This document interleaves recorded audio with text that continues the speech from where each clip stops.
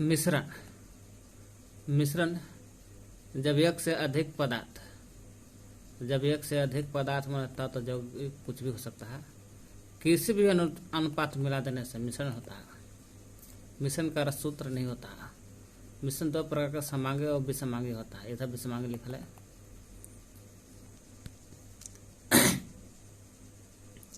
समांगी मिश्रण जब दो या दो से अधिक पदार्थ या तत्व जो आपस में मिलल है, जिनके कण को हम लोग देख नहीं सकते हैं, उससे समांगी कहते हैं। जैसे पानी में चीनी और दूध में पानी, ये सब का है समांगी है।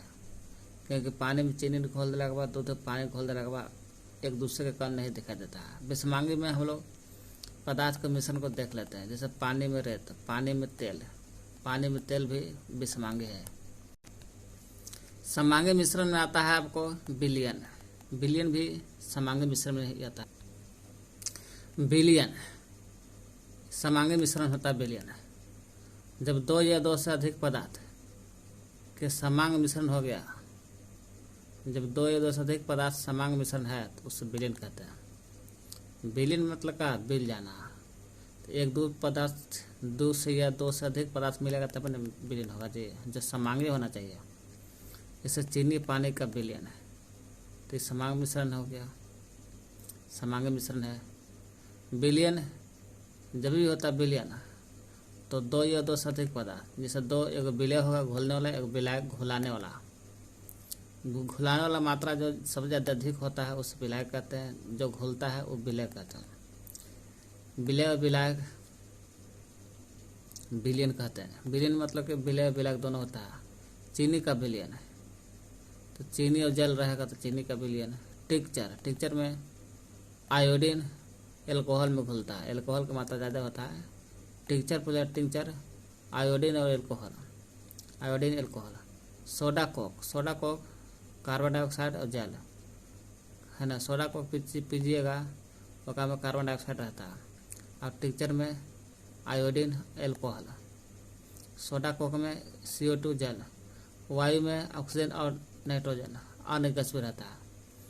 ऐसे ऑक्सीजन देखा जाए वायु में 21%, नाइट्रोजन 74% ज़्यादा है, इसलिए ये हो गया विलायक नाइट्रोजन। विलयन के गुण समांगी मिश्रण है। अब विलयन है समांग है तो जाहिर से अस्थायी गुण होगा इसका, जो अलग होने की प्रवृत्ति नहीं रहता है। समांगी मिश्रण है। विलयन के गुण देखा जाए, समांगी मिश्रण है। विलयन के कण छोटे छोटे आँखों से नहीं देख सकते हैं। विलयन के कण इतना छोटा होता है कि नंगी आँखों से नहीं देख सकते हैं। विलयन के छोटे कण अतः प्रकाश के किरण को अपवर्तित नहीं करता है। टिनल प्रभाव नहीं होता विलयन में, क्योंकि समांगी मिश्रण है, इसलिए सब प्रकाश का टिनल प्रभाव नहीं होता समांगी मिश्रण में। विलय के कण छानने में पृथक नहीं होता। सोचिएगा विलय के कण को छान दे, अलग कर दे, चीनी और पानी को तो अलग नहीं होगा, इसलिए अस्थायी है। क्योंकि अलग नहीं हो रहा है विलयन, तो अस्थायी विलयन हो गया। समांगी है। विलयन के छोटा छोटा कण आँखों से नहीं देख सकते हैं। विलयन के छोटे कण प्रकाश को नहीं अपवर्तित करता है, इसलिए टिनल प्रभाव नहीं होता है। विलयन के कण छान नहीं सकते हैं, पृथक नहीं होता है। अस्थायी विलयन है, अस्थायी विलयन। तो विलयन के भी दो प्रकार होता है, संतृप्त असंतृप्त। मुख्य रूप से संतृप्त असंतृप्त। एगो अति संतृप्त होता है। संतृप्त मतलब कि जितना मात्रा चाहिए और घोला सकते हैं। मात्रा है 10 kg और घोल है 8 kg और घोला सकते हैं। संतृप्त नहीं, मात्रा है 10 kg तो 10 kg घोला दिए ना जी। संतृप्त मैंने शांत हो गया। 10 kg है तो 10 kg घुला दिए। और संतृप्त मतलब कि मात्रा है 10 kg, घुला है आधे kg 8 kg तो 2 kg और घुलेगा तो यह संतृप्त है। एगो अति संतृप्त होता है, हद से ज़्यादा 10 kg है 15 kg घुला दिए गर्म करके, तो अति संतृप्त होता है विलयन। संतृप्त विलयन निश्चित ताप पर होता है, जो इसमें अधिक मात्रा घुलल है। और संतृप्त में अधिक मात्रा नहीं घुलल है। घोलना चाहिए 10, घुलल 8 है निश्चित ताप पर। इसलिए असंतृप्त कहेंगे विलयन। विलयन की सांद्रता, यहाँ विलयन लिखल है, तो विलयन का सांद्रता मतलब कि पंचोच्चर का एक तरह से है ना। विलयन में उपस्थित विलय पदार्थ, विलय पदार्थ की मात्रा का सांद्रता कहते हैं। मान लेते हैं कि 1 लीटर का दूध है और आप पानी डालते जा रहे हैं, विलय की मात्रा बढ़ते जा रहा है तो सांद्रता होगा। मैंने विलयन में उपस्थित विलय पदार्थ, कोई विलयन है दूध पानी में, ओकरा में दूध कितना विलय है, चीनी कितना विलय है, वही विलय पदार्थ की मात्रा को सांद्रता कहते हैं। मान लीजिए कि 10 लीटर पानी है, ओकरा में 8 लीटर चीनी घुलल है। 10 लीटर पानी में 8 लीटर चीनी घुलल है, तो घुलल है वही विलय है, वही विलय के पदार्थ की मात्रा को सांद्रता कहते हैं। तो विलयन में उपस्थित विलय पदार्थ विलयन में जितना रहेगा घुलल चीज़, तो घुललका का मात्रा को बोलते हैं सांद्रता कहते हैं। बस कम खत्म। तो विलयन लिखे, विलयन की द्रव्यमान प्रतिशत निकालना है, तो विलयन के सांद्रता का द्रव्यमान प्रतिशत, तो विलयन का द्रव्यमान प्रतिशत निकालना चाहते हैं तो विलय पदार्थ का द्रव्यमान, जितना पदार्थ घुल गया है उसको ऊपर रखना है और टोटल नीचे लिखना है। मान ली कि 10 kg है, ओकरा में 8 kg घुलल है, तो चीनी तो 8 kg ऊपर जाएगा। टोटल कितना 10 लीटर है, 10 लीटर नीचे चल जाएगा। तो विलयन का पदार्थ द्रव्यमान कह रहा है, गुने 100 में परसेंटेज बदल जाएगा तो हो जाएगा विलयन का द्रव्यमान प्रतिशत हो जाएगा। क्वेश्चन है, 1 बिलियन है, 1 बिलियन के 320 ग्राम विलायक जल में 40 ग्राम साधारण नमक विलय है। 320 ग्राम विलायक जल है, ये जल का है, 320 ग्राम विलायक जल है। ये जलवा में विलीन हो गया क्योंकि नमक घुलल है। 320 ग्राम विलायक जल में 40 ग्राम की बात हो रहा है। 40 ग्राम साधारण नमक विलय क्या होगा? ऐसा है कि 1 बिलियन के 320 ग्राम विलायक है, 320 ग्राम विलायक जल में 40 ग्राम साधारण नमक घुलल है। विलायक है 320 ग्राम और घुलल है 40 ग्राम साधारण नमक। तो बिलियन की सांद्रता बताना है। 1 बिलियन के 320 ग्राम विलायक जल है, ये बिलियन नहीं है, ये 320 ग्राम विलायक जल है। एकरा में 40 ग्राम साधारण नमक घुला देंगे, है ना, नमक विलय है, तो बिलियन की सांद्रता बताता है। बिलियन की सांद्रता मैंने परसेंटेज में निकालना है। सांद्रता कभी भी कहेगा तो परसेंटेज में। जल में 40 ग्राम साधारण नमक विलय है, तो बिलियन की सांद्रता तो कौन घुलल है जी? तो 40 ग्राम घुलल है, इसको ऊपर रख देना है और टोटल बिलियन कितना होगा? 320 और 40 हो जाएगा 360 नीचे लिखना है। परसेंट में बदलने के लिए 100 से गुना। तो 40 ग्राम साधारण नमक ऊपर लिखेंगे और विलायक 320 है और 40 ग्राम घुला, टोटल होगा 360 नीचे लिख करके 100 से गुना कर दीजिए, हो जाएगा। परसेंटेज में बदल गया। तो बिलियन की सांद्रता यही होता है, 100 से गुना कर दीजिएगा, परसेंटेज में आ जाएगा, वही बिलियन की सांद्रता हो गया। नीलांबा को हम लोग अघुलनशील पदार्थ होता है, जैसे रेत बालू मिश्रण है। मिश्रण में निलंबन, मिश्रण के भाग आता है निलंबन, है ना, निलंबन कोलाइड, ये सब मिश्रण के भाग है, ठीक ना। तो मिश्रण देख रहे हैं ना, ये सब है जो चिन्हा रहा है रेत बालू, इसी का बेटा है निलंबन। निलंबन में अघुलनशील पदार्थ जैसे रेत बालू अघुलनशील पदार्थ है तथा आंखों से देखा जा सकता है, जैसे नमक और पानी और रेत बालू, ये निलंबन का एग्जाम्पल हो जाएगा। तो निलंबन के गुण देखते हैं। निलंबन के गुण यही है, तो मिश्रण का बेटा है, इसलिए मिश्रण में भी विषमांगी क्या हो गया? समांगी नहीं, विषमांगी मिश्रण है निलंबन, क्योंकि इसको करना पत्र को आर पार नहीं जाता है, छान सकता है इसको, इसलिए विषमांगी मिश्रण है। कण जो निलंबन गुण के धर्म, निलंबन का जो कण है नंगी आंखों से देखा जा सकता है। ये कण प्रकाश की किरण फैलाता है। नंगी आंखों से देख रहे हैं तो जाहिर सी बात है इस पर प्रकाश पड़ेगा निलंबन पर, छोटा छोटा कण है बालू का, तो ये कण प्रकाश की किरण फैलता है इस पर। छोटा छोटा आंखों से देख रहे हैं कण, तो वही कण पर प्रकाश की किरण मिलता है तो फैल जाता है, जिसको कहते हैं टिंडल प्रभाव। यह कण शांत अवस्था में नीचे बढ़ जाता है। समांग का रहता तो प्रकाश की किरण नहीं फैलता, लेकिन निलंबन है तो इसमें प्रकाश की किरण फैलता है। यह शांत अवस्था में नीचे बढ़ जाता है निलंबन। निलंबन का है शांत अवस्था में नीचे बढ़ जाता है। छानना विधि द्वारा अलग कर सकते हैं, इसलिए अस्थायी नहीं अस्थायी है, क्योंकि इसको अलग कर सकते तो अस्थायी है।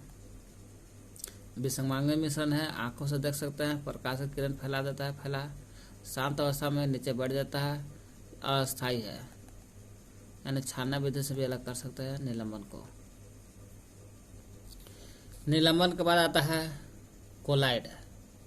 निलंबन से थोड़ा सा पतला होता है। निलंबन के तो देख रहे थे कि छाना पत्थर से छान रहे थे, जबकि कोलाइड गाढ़ा होता है, जैसे खून गाढ़ा होता है, इसको छाना पत्थर से आर पार नहीं करेंगे। कोलाइड भी निलंबन की तरह एक विसंगांगी मिश्रण है, विसंगांगी है। उसके कणों का आकार इतना छोटा है कोलाइड के कि आंखों से नहीं देख सकते हैं, लेकिन प्रकाश फैला सकता है। कोलाइड में तो पूर्ण रूप से फैला सकता है, लेकिन कोलाइड में प्रकाश फैला जाता है। एक विसंगांगी मिश्रण है, कणों का आकार इतना छोटा है कि इसे आंखों से नहीं देख सकते हैं। जब आंखें से नहीं देखेंगे तो इसे प्रकाश फैलाएगा नहीं तो इसको कोलाइड कहते हैं। जैसे दूध, रक्त, क्रीम है, रक्त, दूध, क्रीम, ये सब हो गया। आरबीसी, डब्ल्यूबीसी, प्लेटलेट्स, सब रक्त बनता है, ये सब कोलाइड का एग्जाम्पल है। टिंडल प्रभाव। टिंडल प्रभाव भी कोलाइड विलयन में होता है। इसमें से प्रकाश का मार्ग दिखता है। टिंडल प्रभाव में प्रकाश गुजरता है तो प्रकाश का रास्ता दिखता है, जो कोलाइड विलयन में होता है। जैसे इस का ही ये है समांग मिश्रण, तो एक में तो लाइट पार हो जा रहा है क्योंकि समांग है, तो समांग में लाइट नहीं पार हो रहा है, इसका मतलब यह हो गया, यही टिंडल प्रभाव है। कोलाइड के कुछ गुण धर्म है। तो कोलाइड के कुछ धर्म क्या है? एक विसंगांगी है, निलंबन की तरह विसंगांगी है। कणों का आकार छोटा हो जाता जा रहा है, आँख से नहीं दिख सकता है। कण इतने बड़े होते हैं कि ताकि प्रकाश किरणें फैल सके, छनन विधि से पृथक नहीं होगा, ऐसा कोलाइड के गुणधर्म बोलता है। कि विसंगांगी मिश्रण है, कणों का आकार छोटा होता है, आँखों से नहीं देख सकते हैं। कण इतने बड़े होता है, कणों का आकार छोटा होता है लेकिन इतना बड़ा भी होता है ताकि प्रकाश किरण फैला सके, छनन विधि से अलग कर सकते हैं कोलाइड गुणधर्म।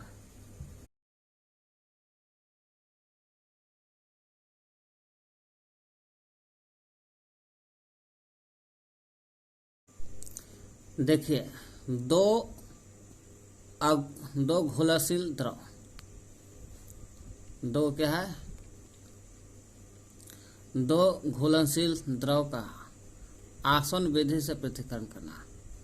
दो प्रकार के इसमें घुलनशील द्रव है जो आसवन विधि मैंने आसवन विधि से अलग कर रहे हैं। कैसे? सुनिए। वाष्पीकरण नहीं, आसवन विधि से कैसे अलग करेंगे सुनिए। आसवन विधि में कहा था ना, आसवन विधि में कि दो प्रकार के द्रव मिलल रहेगा और दोनों में वाष्पीकरण बनने के क्वथनांक यानी कि क्वथन में बहुत अंतर होता है, और बहुत अंतर होता है तो उसे कहते हैं दो प्रकार के द्रव मिलल रहना चाहिए और दोनों द्रव के क्वथनांक अलग अलग होना चाहिए। अलग अलग मतलब का बहुत अंतर होना चाहिए। जो एसीटोन है ना, एसीटोन आसवन विधि से अलग होता है। इसमें एसीटोन भी घुलल है और द्रव भी घुलल है, दोनों घुलल है। तो जाहिर सी बात है द्रव का क्वथनांक बहुत ज़्यादा है, बहुत ज़्यादा होने पर क्वथनांक 100 डिग्री होगा तब उबलेगा, वाष्पीकरण बनना। ऐसे वाष्पीकरण तो कभी भी बन सकता है, द्रव का क्वथनांक ज़्यादा है 100 डिग्री है, एसीटोन का बहुत कम है, एसीटोन का और बहुत कम होने के कारण अंतर बहुत ज़्यादा हो जाता है। इसका ज़्यादा है, पानी का ज़्यादा हो जाता है और एसीटोन का क्वथन बहुत कम होता है और दोनों में बहुत अंतर हो जा रहा है, जिसके कारण एसीटोन कम ताप पर ही वाष्प करके उड़ जाएगा और उड़ेगा तो जाहिर सी बात है कि एसीटोन यहाँ से एसीटोन निकलेगा, पानी अंदर ही रह जाएगा।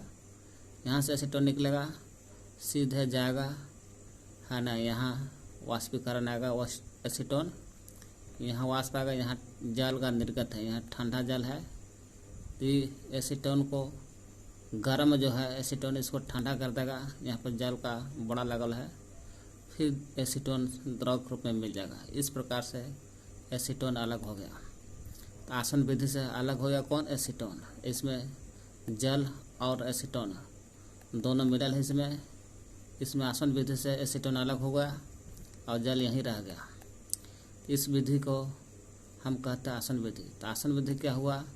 दो द्रव आपस में घुला रहना चाहिए, दोनों का क्वथनांक बहुत ज़्यादा होना चाहिए, तब होता है आसन विधि से अलग करते हैं। वाष्पीकरण नहीं, वाष्पीकरण तो वाष्प करके उड़ा देता है, यहू में वाष्पीकरण नहीं हो रहा, लेकिन यहाँ पर हम लोग प्राप्त कर ले रहे हैं। वाष्पीकरण का मतलब क्या? ऊपर जैसे नमक और जल के कर अलग करना, वाष्पीकरण हो जाएगा। तो आसन विधि में होता है दो द्रव का क्वथनांक बहुत ज़्यादा होना चाहिए, आसन विधि कहते हैं।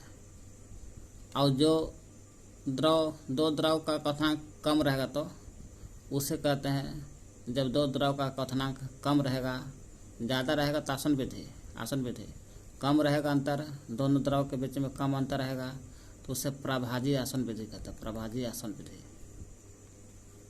रहेगा आसन विधि, लेकिन आसन विधि इसलिए है कि दो द्रव का क्वथनांक में अंतर है, इसलिए आसन विधि।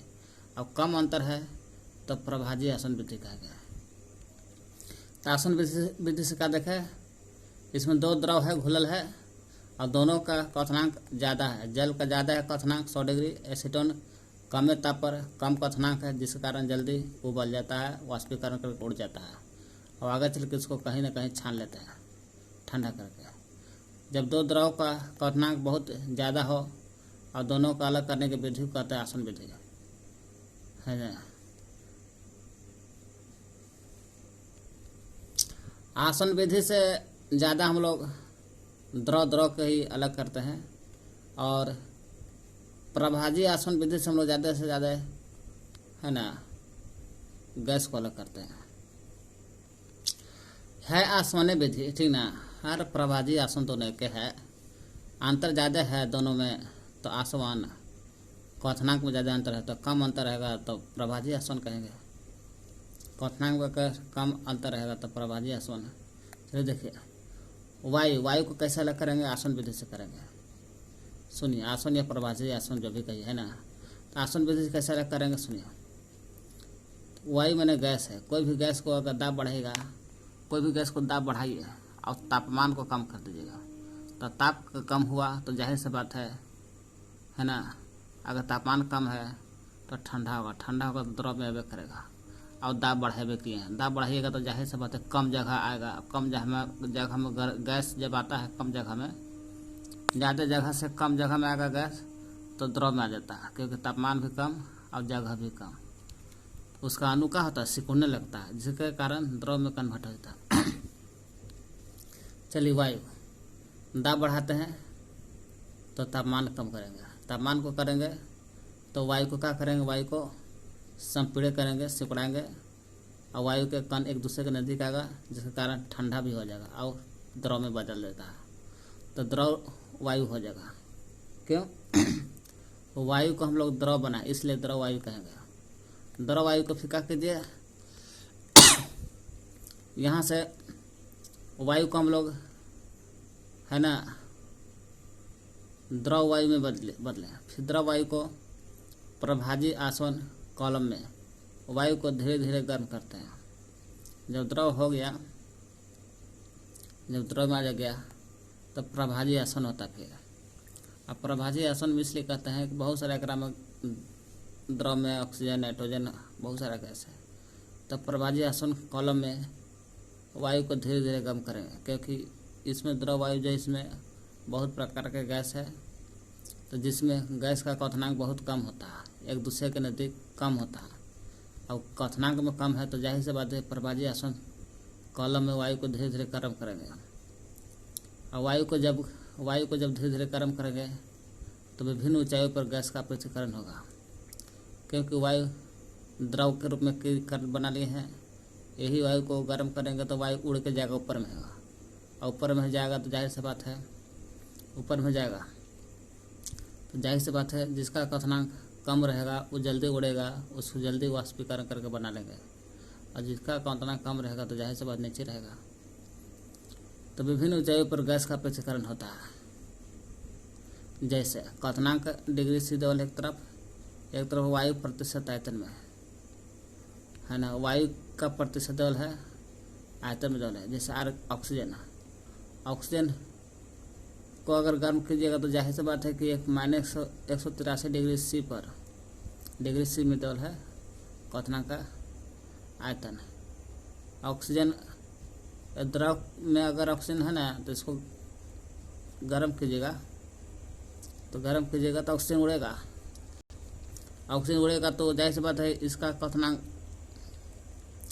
-183 डिग्री से -183 डिग्री सी पर ही ठंडा रहते हुए द्रव के रूप में रहते हुए फिर भी ऊपर में उड़ने लगेगा, क्योंकि इसका क्वथनांक कम है। और देखिए दोनों का अंतर कितना 186, 3 का तो अंतर है। आर्गन और ऑक्सीजन में पूछा किसका जल्दी प्राप्त करें, क्योंकि 83 वाला, क्योंकि इसको -183 पर ही बन जा रहा है, वाष्पीकरण हो जाएगा। आर्गन है -186 पर हो जाएगा, क्योंकि दोनों में अंतर कम है, और अंतर कम होता है तो प्रभाजी आसवन विधि से ही अलग होता है। 186 डिग्री पर ही इसको प्राप्त कर लेंगे। और नाइट्रोजन के 196 चाहिए, तो तीनों द्रव के रूप में है। तो ऑक्सीजन सबसे पहले बाहर निकलेगा, उसके बाद 86 वाला निकलेगा आर्गन, उसके बाद ऑक्सीजन निकलेगा, है ना, नाइट्रोजन निकलेगा -186, 83, 386 और 10, 96, 196। आयतन के विचार से ऑक्सीजन देखा जाए, आयतन के विचार से वायु का प्रतिशत में ऑक्सीजन जो है 21% यानी कि 20.9% भी देता है, 183 है। आर्गन है 0.9 यानी 0.01 भी लिख सकते हैं या 10 लिख सकते हैं, 186 आर्गन है। कितना डिग्री पर सी पर आर्गन उड़ेगा। नाइट्रोजन है -186, 78.1 है आयतन के भार के विचार से प्रतिशत है वायुमंडल में। तो वायुमंडल में सबसे ज़्यादा नाइट्रोजन है 78%, फिर 21%, 20.9 में 21, ऑक्सीजन है, फिर आर्गन है 0.9। क्रिस्टलीकरण जो होता ना है एक प्रकार का शुद्ध ठोस है। जो क्रिस्टलीकरण इसलिए कहते हैं कि ठोस जो है अशुद्ध पदार्थ है, क्रिस्टल के रूप में रहता है। माने हीरा कैसे रहता है क्रिस्टल, चमक, उसी तरह से रहता है नमक। तो नमक भी एक प्रकार का क्रिस्टलीकरण है। यह विधि जिसमें शुद्ध ठोस को, और जो शुद्ध ठोस रहता है इसी को क्रिस्टल के रूप में रहता है। शुद्ध ठोस है तो हाँ क्रिस्टल के रूप में रहेगा, और क्रिस्टल के रूप में पृथक किया जा सकता है जी। वह विधि जिस विधि से हम लोग शुद्ध ठोस पदार्थ को क्रिस्टल के रूप में अलग कर लेते हैं, के रूप में अलग पृथक बना अलग किया जा सकता है। वह विधि जिसमें शुद्ध ठोस रहता है और शुद्ध ठोस को क्रिस्टल के रूप में प्राप्त करते हैं, अलग कर लेते हैं। शुद्ध ठोस को अलग अलग प्राप्त करते कैसे, क्रिस्टल के रूप में, उसे कहते हैं, उस विधि को क्रिस्टलीकरण कहते हैं। माने क्रिस्टलीकरण में क्रिस्टल के रूप में अलग किया जाता है। क्रिस्टल है तो क्रिस्टलीकरण है तो क्रिस्टल के रूप में अलग होगा, लेकिन शुद्ध ठोस को अलग करेंगे क्रिस्टल के रूप में। अनुप्रयोग क्रिस्टलीकरण के उपयोग कहाँ? समुद्री जल देखे हैं, समुद्री जल से नमक जो बनता है क्रिस्टलीकरण विधि से कहलाता है। वाष्पीकरण कहते हैं इसको। समुद्री जल से नमक प्राप्त करना क्रिस्टलीकरण है, क्योंकि नमक शुरू से क्रिस्टल के रूप में रहता है। अशुद्ध नमूने से फिटकरी प्राप्त करना। फिटकरी जो है अशुद्ध नमूना से मिलता है। जो भी अशुद्ध नमूना रहेगा उसी से फिटकरी प्राप्त होता है। अशुद्ध नमूना से फिटकरी प्राप्त होता है तो अशुद्ध नमूना से कॉपर सल्फेट भी मिलता है। अशुद्ध नमूना से कॉपर सल्फेट प्राप्त होता है। तो पूछे क्रिस्टलीकरण एक विधि है जिसमें शुद्ध ठोस को क्रिस्टल ग्रुप में कन्वर्ट करते हैं। अनुप्रयोग क्रिस्टलीकरण का उपयोग कहाँ का है? समुद्री जल से। जब समुद्री जल रहता है उससे नमक बनता है। शुद्ध नमूना रहेगा उसका फिटकरी प्राप्त करते हैं। अशुद्ध नमूना से फिटकरी प्राप्त करते हैं। अशुद्ध नमूना से फिटकरी और कॉपर सल्फेट प्राप्त करते हैं। कॉपर सल्फेट भी। तत्व जो है इसका खोज किया था, खोज नहीं, तत्व जो है शब्द दिया था, शब्द का प्रयोग किया था रॉबर्ट बॉयल।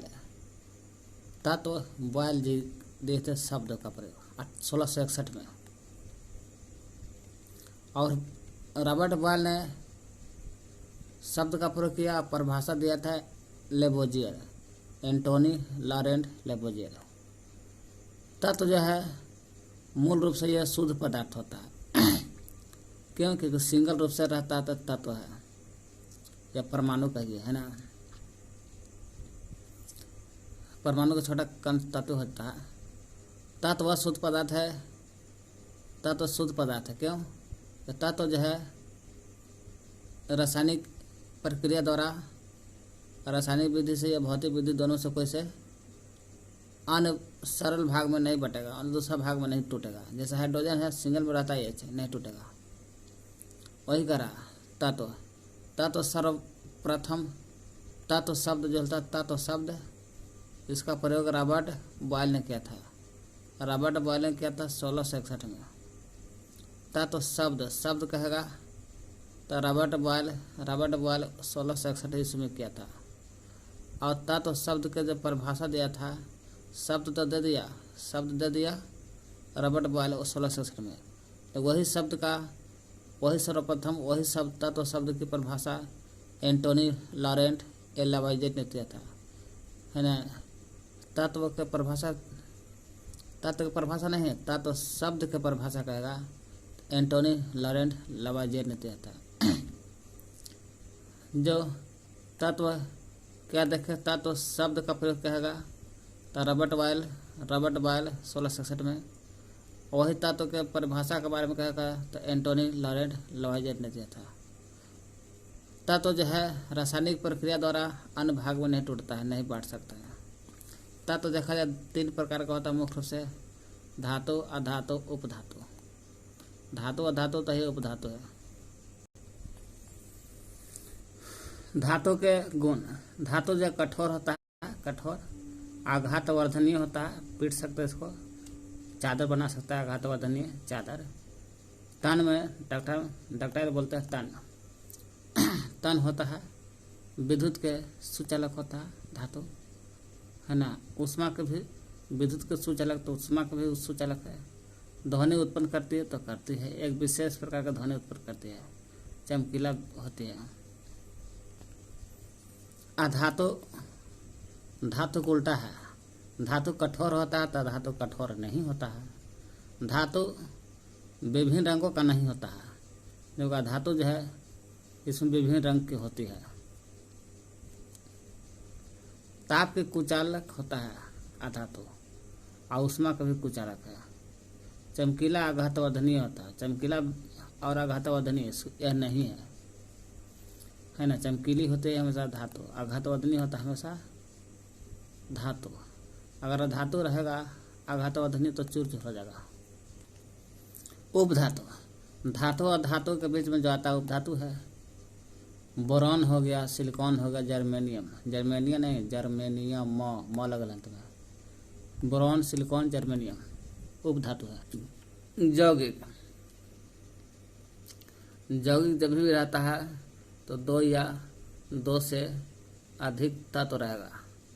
यौगिक में देखते हैं H2 लिखे तो H तत्व है, ऑक्सीजन तत्व है, वही तत्व रहता होगा। चाहे 2 ये रहे तत्व या 2 से अधिक रहे तत्व। दो या दो से अधिक अधिक तत्व जब निश्चित अनुपात में रासायनिक बंधन द्वारा, किसके द्वारा, रासायनिक बंधन द्वारा अगर जुड़ करके नया पदार्थ बनाता है तो जैविक कहलाएंगे। तो जैविक का यही है, तो दो या दो से अधिक तत्व रहेगा और निश्चित अनुपात में मिलता है।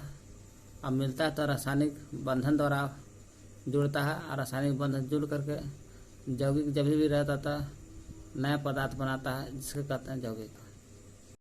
तो जैविक में हमेशा नया पदार्थ बनता है, ठीक ना, और रासायनिक बंधन द्वारा जुड़ा रहता है। जैविक हमेशा एक निश्चित अनुपात में मिलता है मिश्रण, जबकि अनिश्चित अनुपात में मिलता है, वही यहाँ लिखल है। और का जैविक जो है ना, नया पदार्थ बनाता है, और मिश्रण से नया पदार्थ नहीं बनाता है। जैसे जल बालो का बना, कुछ नहीं। जैविक क्या है, हाइड्रोजन और ऑक्सीजन मिला दीजिए, नया चीज जल बन जाएगा। ये मिश्रण है। मिश्रण को हम लोग भौतिक विधि द्वारा अलग कर सकते हैं, लेकिन रसायन जैविक जो है कभी अलग ना होगा। जब भी अलग होगा तो रासायनिक विधि से अलग होगा, अन्यथा नहीं होगा।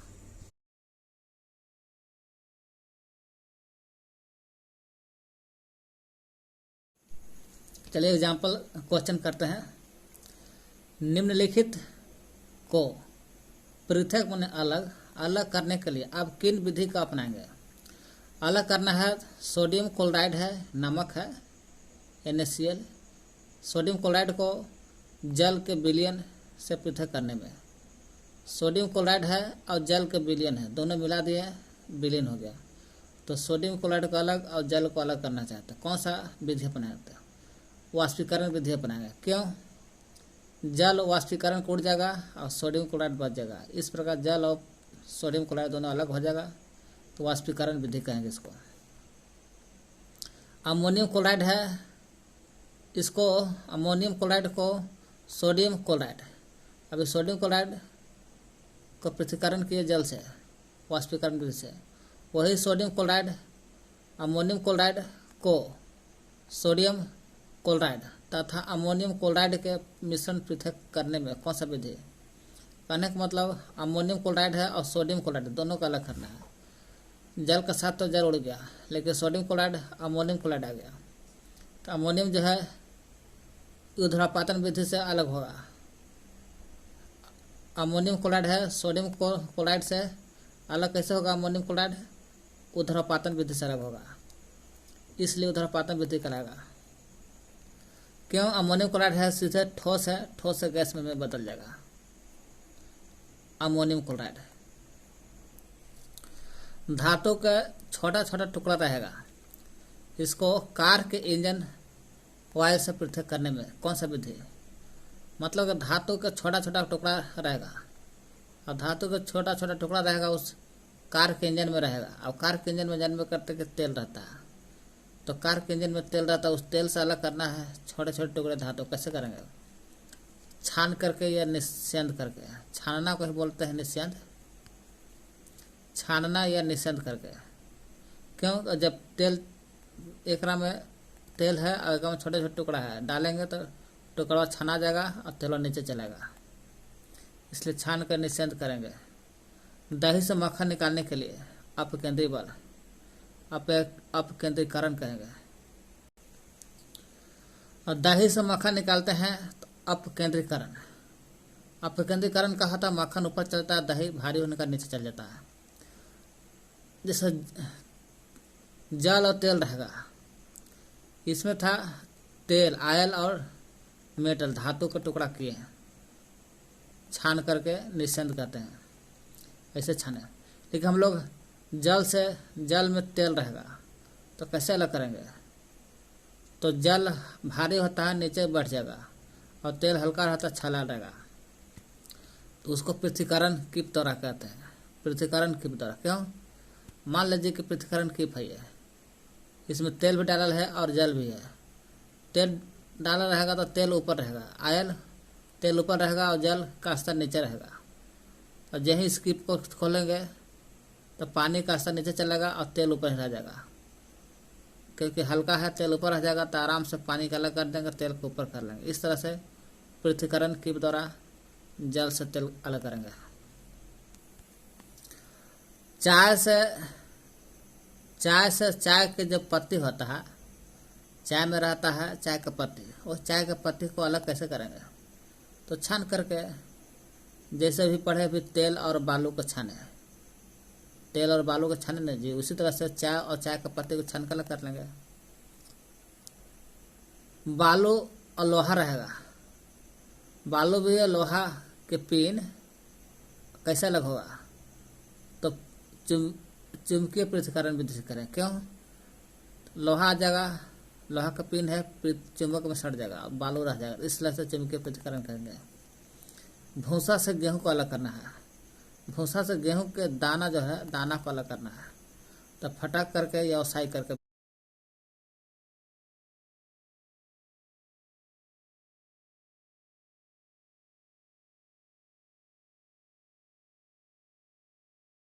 कभी अलग हो सकता है। पूछेगा पानी में तैरते हुए महीन कण, महीन महीन रहेगा, मिट्टी के कण रहता है, मिट्टी के कण पानी में तैर रहा है, इसको मिट्टी को पानी से अलग करना चाहते हैं। तो कैसे होगा पानी से अलग? तो भारण विधि से अलग हो जाएगा। पानी में बहुत सारा मिट्टी के कण रहता है छोटा छोटा, उसको अलग करना चाहते हैं, तो भारण विधि के कारण। भारण विधि का होता है कि पहला टैंक से गुजरता है, तो इसमें कुछ कचरा नीचे बैठा, अब हल्का पानी ऊपर चल गया, फिर इसी तरह से गुजरता है, अंत में क्लोरीन डाल करके साफ किया जाता है। तो पानी तैरता हुआ छोटा छोटा कण मिट्टी का रहता है, उसको हम लोग भारण विधि से अलग करते हैं। पुष्प की पंखुड़ियों के निचोड़ से, फूल का जब पंखुड़ी रहता है, पंखुड़ियों का तो निचोड़ से होता है, निचोड़ से रंजक मन का खून, निचोड़ से विभिन्न प्रकार के रंजक मन रंग को अलग कैसे करेंगे, पृथक कैसे करने में। पुष्प की पंखुड़ियों के निचोड़ से रंजक होता है, रंजक को अलग कैसे करेंगे? तो क्रोमेटोग्राफी से, क्रोमेटोग्राफी से पुष्प की पंखुड़ियों के रंजक अलग करेंगे, पुष्प के जो पंखुड़ियाँ है उसको रंग अलग करेंगे, उसके अलावा क्रोमेटोग्राफी कहेंगे उसको। लिंक से इंक स्याही भी अलग करेंगे क्रोमेटोग्राफी से। 50 ग्राम जल में 313 केल्विन पर पोटेशियम नाइट्रेट किसका? तो पोटेशियम नाइट्रेट के संतृप्त विलयन है, संतृप्त विलयन को प्राप्त करने के लिए कितने ग्राम पोटेशियम नाइट्रेट की आवश्यकता होगी?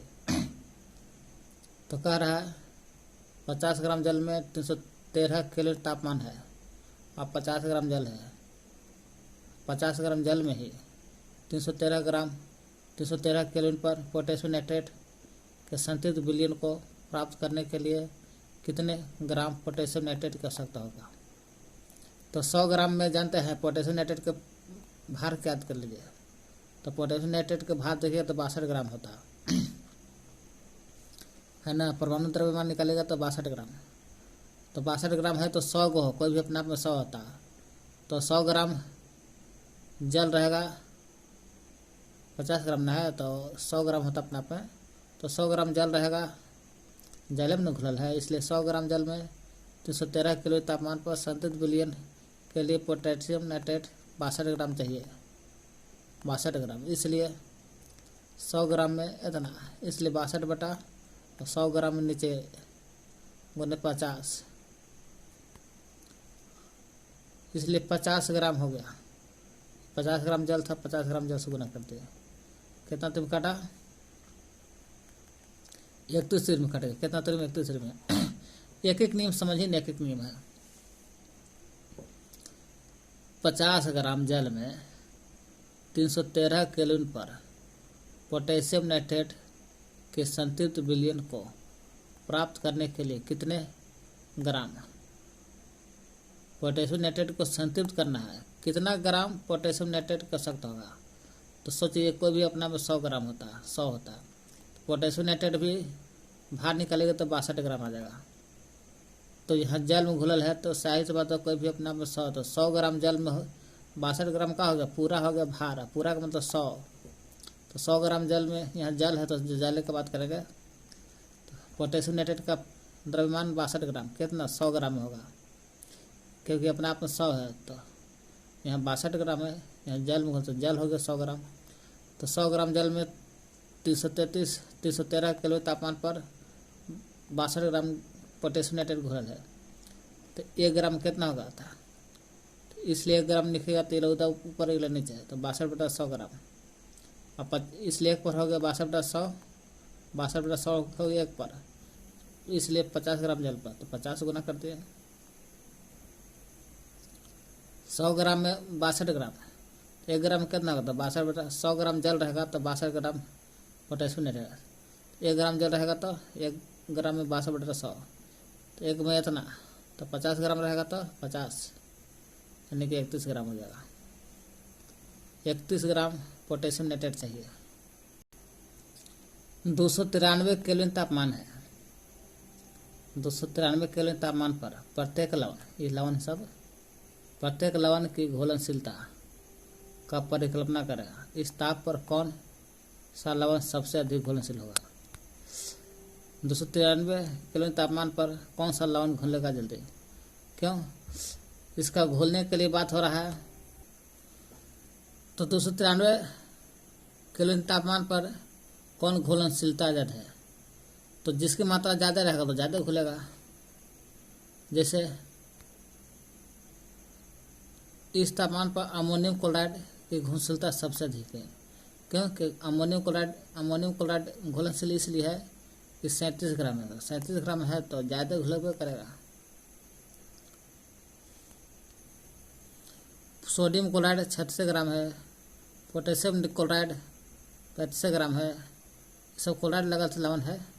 अमोनियम क्लोराइड 37 ग्राम है, ज़्यादा मात्रा तो ज़्यादा घुलेगा इतना पर तापमान पर। तापमान बढ़ाने पर घुलनशीलता क्या होता है, तापमान बढ़ेगा तो घुलने वाली चीज़ की मात्रा भी बढ़ जाती है। संतृप्त विलयन शांत, ऐसा निश्चित ताप लाना है, कोई भी तापमान पर ही विलीन होता है। निश्चित तापमान पर, निश्चित तापमान इसलिए कर रहे हैं कि निश्चित रहेगा तो शांत रहबे नहीं करेगा, इसलिए निश्चित तापमान पर जब विलयन में और अधिक विलय पदार्थ नहीं घुलता, विलयन में और अधिक पदार्थ नहीं घुला सकता है, हद हो गया, तो उसे संतृप्त विलयन कहते हैं। संतृप्त विलयन तापमान पर निर्भर रहता है, क्यों, निश्चित तापमान है, अगर ज़्यादा तापमान रहेगा तो ज़्यादा घुल जाता है, इसलिए तापमान को निश्चित रखना है, यानी कि तापमान पर डिपेंड है। किसी पदार्थ के विलयन की क्षमता किस पर डिपेंड है, तापमान पर निर्भर है। तापमान ज़्यादा जाएगा तो ज़्यादा घुलेगा, संतृप्त से असंतृप्त हो जाएगा, इसलिए तापमान पर डिपेंड होता है संतृप्त विलयन। अच्छा, शुद्ध पदार्थ क्या है। शुद्ध पदार्थ जो एक ही प्रकार के तत्व से मिलकर बनल रहेगा, या एक ही प्रकार के केवल एक ही प्रकार के अणु से मिलकर बने होते हैं, शुद्ध पदार्थ हो गया। और शुद्ध का मतलब का एक ही प्रकार का रहेगा तब नहीं होगा। वह पदार्थ जिसमें केवल एक ही प्रकार के अणु रहेगा या एक ही प्रकार के परमाणु रहेगा। अणु रहेगा तो यौगिक, परमाणु रहेगा तब परमाणु कहेगा। परमाणु या अणु है एक, परमाणु से मिलकर बनता है अणु। जो दोनों अणु और परमाणु दोनों शुद्ध है, केवल एक ही प्रकार के अणु या परमाणु होते हैं, उसे शुद्ध पदार्थ कहते हैं। सभी तत्व और यौगिक, तत्व में परमाणु है था और यौगिक में अणु, इसलिए जब अणु और परमाणु शुद्ध हो गया तो तत्व यौगिक भी शुद्ध पदार्थ होते हैं। जैसे सोना का तत्व है, सोना एक ही प्रकार का परमाणु है। लोहा तत्व एक ही प्रकार, चीनी यौगिक है क्योंकि चीनी का सूत्र होता है, इसलिए शुद्ध पदार्थ है चीनी, क्योंकि सूत्र होता है वो शुद्ध है, यौगिक है तो शुद्ध होगा। जल का भी सूत्र होता है, इसलिए यौगिक है तो शुद्ध हो गया। साधारण नमक के भी सूत्र होता है NaCl, इसलिए इसका भी यौगिक है लेकिन शुद्ध हो जाएगा। कोलाइड का जो आकार होता है 1 नैनोमीटर से 100 नैनोमीटर के बीच, 1 नैनोमीटर से 100 नैनोमीटर के बीच होता है कोलाइड का आकार। कोलाइड एक विलयन का है तो समांगी है, तो कोलाइड विषमांगी होता है। कोलाइड एक विषमांगी मिश्रण होता है। धुआं क्या है, कोलाइड है, जिसमें कणों का आकार इतना छोटा होता है कि वह पृथक रूप से हमें दिखाई नहीं देता है, इतना छोटा होता है। कणों का आकार 1 नैनोमीटर से लेकर 100 नैनोमीटर के बीच में होता है। जब 1 नैनोमीटर से 100 नैनोमीटर के बीच है तो कैसे दिखाई देगा कोलाइड का। कोलाइड विलयन प्रकाश की किरण को आसानी से फैला देता है। कोलाइड का जो विलयन रहता है प्रकाश के किरण को फैला देता है, जिसे टिंडल प्रभाव कहते हैं। कोलाइड में प्रकाश का मार्ग आसानी से दिखता है। कोलाइड में अगर प्रकाश गुजरेगा तो जाहिर सी बात है प्रकाश की किरण को फैला भी देगा। फैलाने के साथ साथ कोलाइड में प्रकाश का रास्ता दिखा देता है, रास्ता कैसे में प्रकाश गुजरल है। कोलाइड में प्रकाश के मार्ग आसानी से दिखाई देता है, जैसे दूध और धुआं। दूध में प्रकाश बारेगा तो कैसे कैसे गुजरल है प्रकाश दिखा देता है दूध में।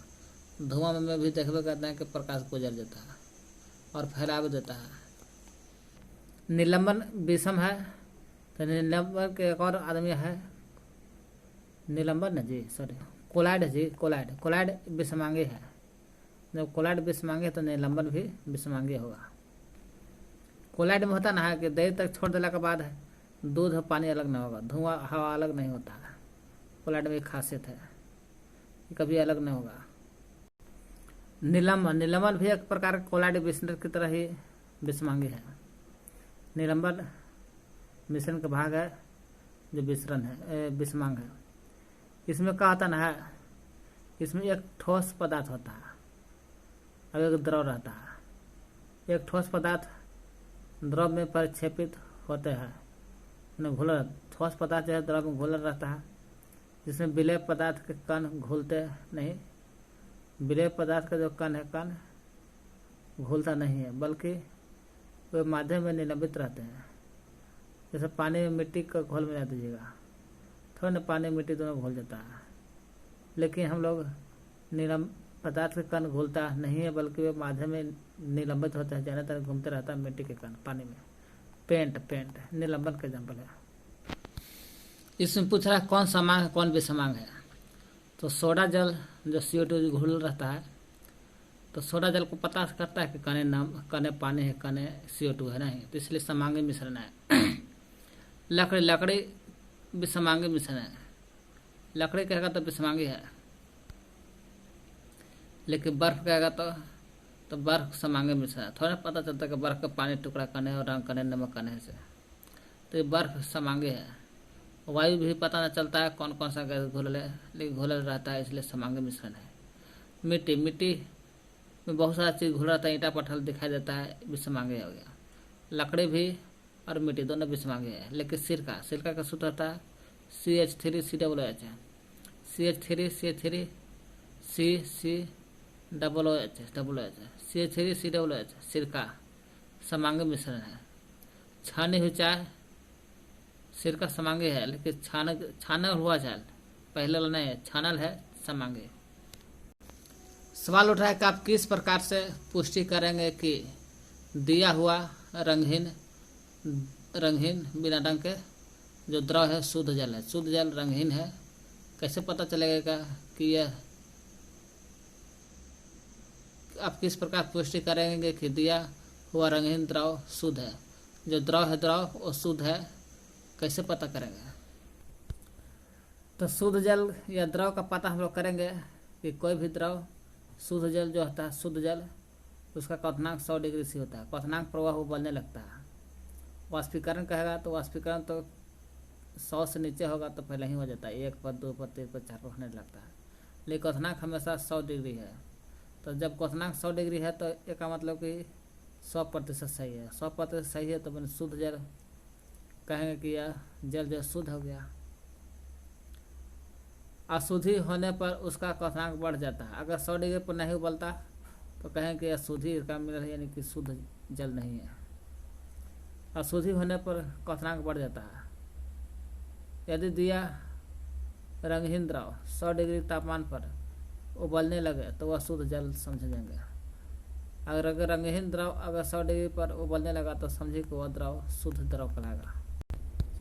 अगर शुद्ध जल 100 डिग्री पर उबलने लगा तो समझिए कि वह शुद्ध जल है। और शुद्ध जल का सूत्र होता है और शुद्ध जल एक ही प्रकार के परमाणु से या अणु से मिलकर बनल रहता है। एक ही प्रकार के परमाणु एक ही प्रकार अणु से मिलकर बनल रहता है शुद्ध पदार्थ। अब सवाल उठ रहा है कि निम्नलिखित में से कौन सी वस्तु जो है शुद्ध पदार्थ है। कौन सी वस्तु शुद्ध पदार्थ है।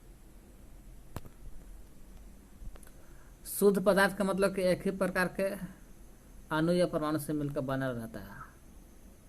और जल रहेगा तो क्वथनांक से पता चलेगा कि 100 डिग्री पर उबल रहा है कि नहीं। अगर उबलेगा तो जल शुद्ध कहलाएगा। लेकिन जल के अलावा और पता करना है कि शुद्ध पदार्थ कौन है।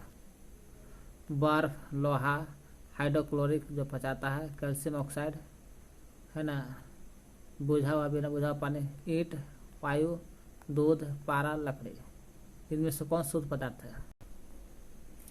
बर्फ का सूत्र होता है जिसको ठोस कार्बन डाइऑक्साइड कहते हैं, इसलिए शुद्ध है यह।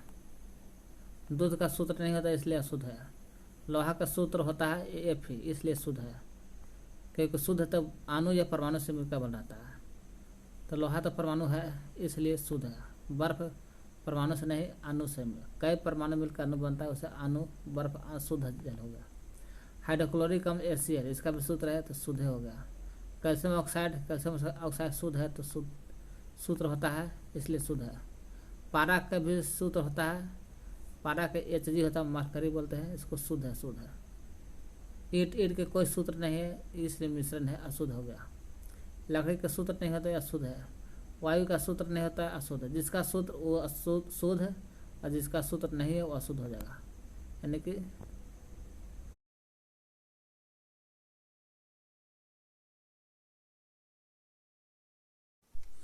कोलाइड विषमांगी है। इनके कणों का आकार इतना छोटा होता है कि कोलाइड का कण अलग नहीं होता है। जैसे दूध, धुआं, ये कोलाइड है। इतना छोटा होता है कि एक जगह छोड़ देने पर अलग नहीं होता है। अलग होने की प्रवृत्ति नहीं रहता है कोलाइड में। जैसे देखते हैं कि दूध और पानी अलग हो गया, कभी नहीं। धुआं, हवा अलग हो गया, कभी नहीं। कोलाइड विलयन प्रकाश की किरणें को आसानी से फैला देता है। इसे प्रकाश की किरण फैलाता है, इसलिए प्रकाश का रास्ता पता चलता है कोलाइड से। कोलाइड में प्रकाश का मार्ग आसानी से दिखाई देता है।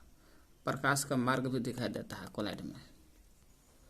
कोलाइड से कुछ बड़ा आकार होता है निलंबन का। निलंबन का आकार कोलाइड से कुछ बड़ा होता है। कोलाइड को हम लोग 1 नैनोमीटर से लेकर त्रिज्या 100 नैनोमीटर तक होता है, जिसे नंगी आंखों से नहीं देख सकते हैं। कभी देखे दूध के कण, धुआं के कण देखे नहीं। माइक्रोस्कोप से भी नहीं देख सकते हैं। माइक्रोस्कोप से देख सकते हैं लेकिन नंगी आंखों से नहीं देख सकते हैं। नंगी आंखों से नहीं देख सकते धुआं, दूध का कण। निलंबन का आकार इससे बड़ा होता है, उसको नंगी आंखों से देख सकते हैं। निलंबन भी एक कोलाइड विलयन की तरह ही विषमांगी है। विषमांगी मिश्रण है कोलाइड विलयन की तरह। निलंबन के बारे में देखते हैं। विषमांगी मिश्रण है। निलंबन में एक ठोस पदार्थ द्रव में प्रक्षेपित होते हैं। का द्रव में रहता है और भी ठोस पदार्थ है ना, प्रक्षेपित रहता है। इसमें एक ठोस पदार्थ द्रव में प्रक्षेपित होते हैं, जिसमें विलेय पदार्थ के कण घुलते नहीं हैं, बल्कि वे माध्यम में निलंबित रहते हैं। निलंबित मतलब कि घुलता नहीं है। बाकी ठोस पदार्थ जो है द्रव में निलंबित रहता है, घूमते रहता है इधर उधर। जैसे पानी में मिट्टी का घोल देख लीजिए। मिट्टी का घोल देखे कभी पानी में घुलता है नहीं। पानी में मिट्टी के घोल को छोड़ दीजिएगा तो कुछ देर के बाद मिट्टी नीचे बैठ जाता है, पानी ऊपर हो जाता है।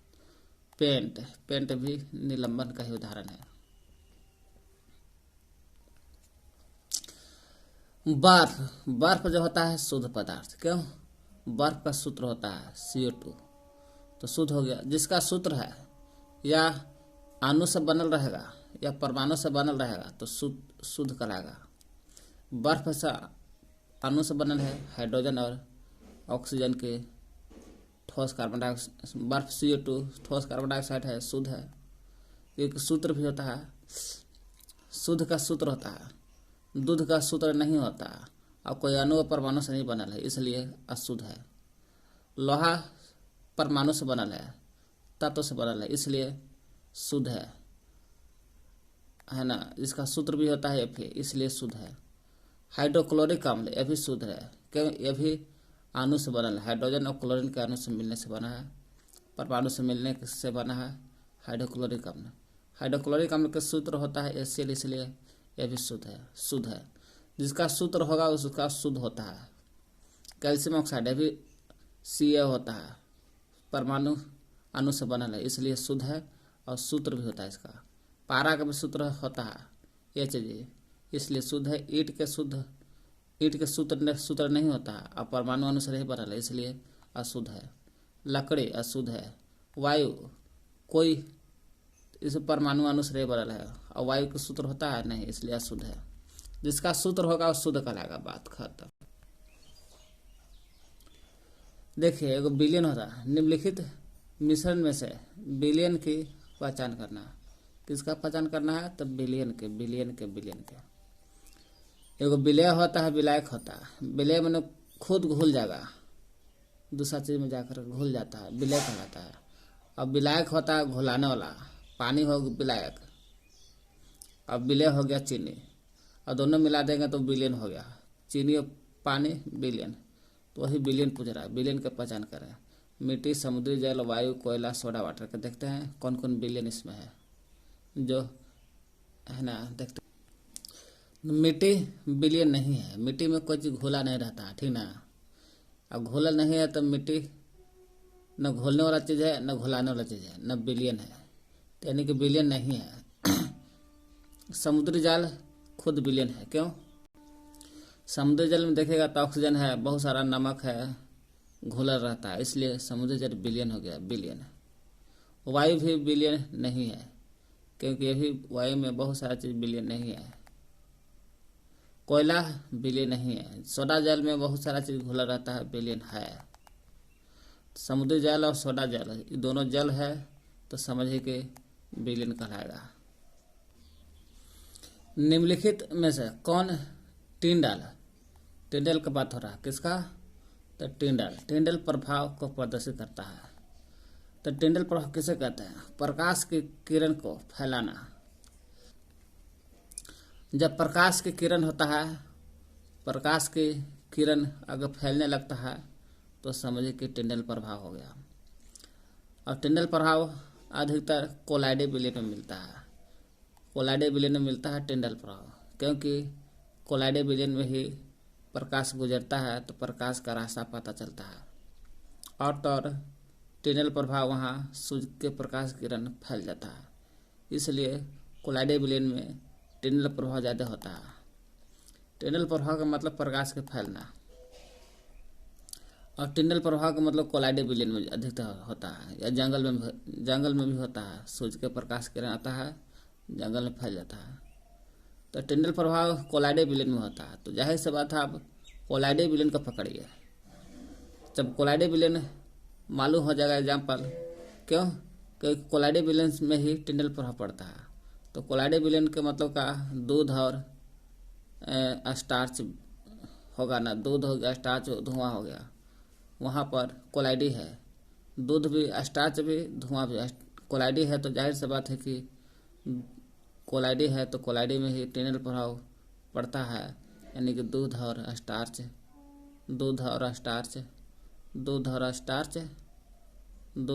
धुआं में टिंडल प्रभाव पड़ेगा। टिंडल प्रभाव कहाँ पड़ता है? कोलाइडी में। तो कोलाइडी के एग्जाम्पल कौन है? दूध है और स्टार्च है। तो दूध स्टार्च कोलाइडी है, तो यानी कि यहाँ पर भी टिंडल प्रभाव पड़ेगा। नमक में नहीं पड़ेगा क्योंकि समांग मिश्रण हो जाएगा। कॉपर सल्फेट भी नहीं होगा। दूध और स्टार्च विलयन में टिंडल प्रभाव पड़ेगा, क्योंकि दोनों कोलाइडी विलयन के एग्जाम्पल है। और कोलाइडी विलयन में टिंडल प्रभाव पड़ता है, तो दूध और स्टार्च भी टिंडल प्रभाव का असर पड़ेगा इसमें। निम्नलिखित में से कौन तत्व है, कौन यौगिक है, कौन मिश्रण है में वर्गीकृत करें। तत्व को अलग छांटना है, यौगिक के मिश्रण को अलग छांटना है। सोडियम एक तत्व है, क्योंकि एक ही परमाणु से मिलकर बना रहे। जब एक परमाणु से मिलकर बना रहता है वो तत्व कहलाता है। एक परमाणु से मिलकर बना रहता है वो तत्व, जैसे सोडियम।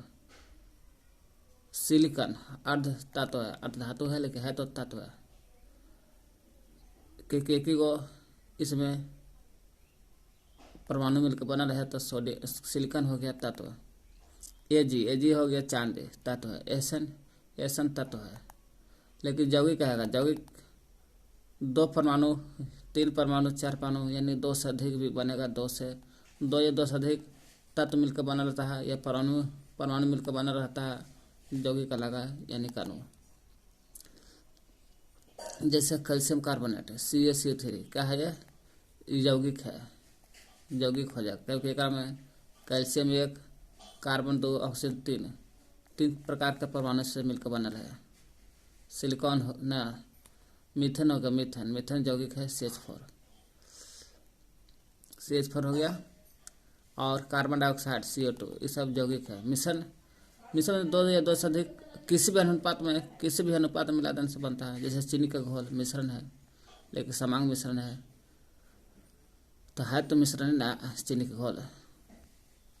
वायु का है यह भी समांग मिश्रण है।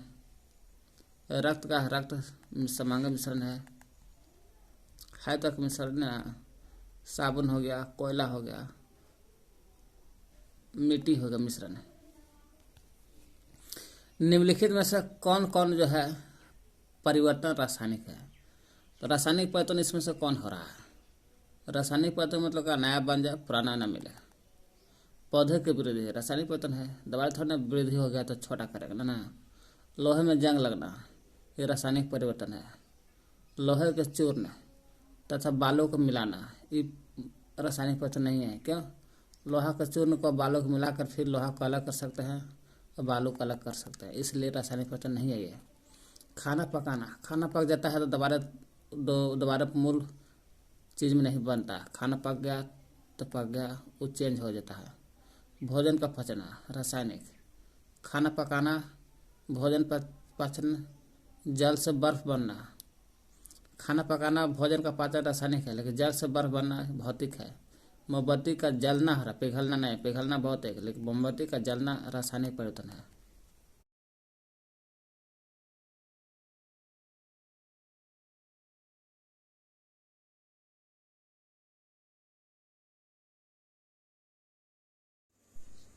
चलते हैं चैप्टर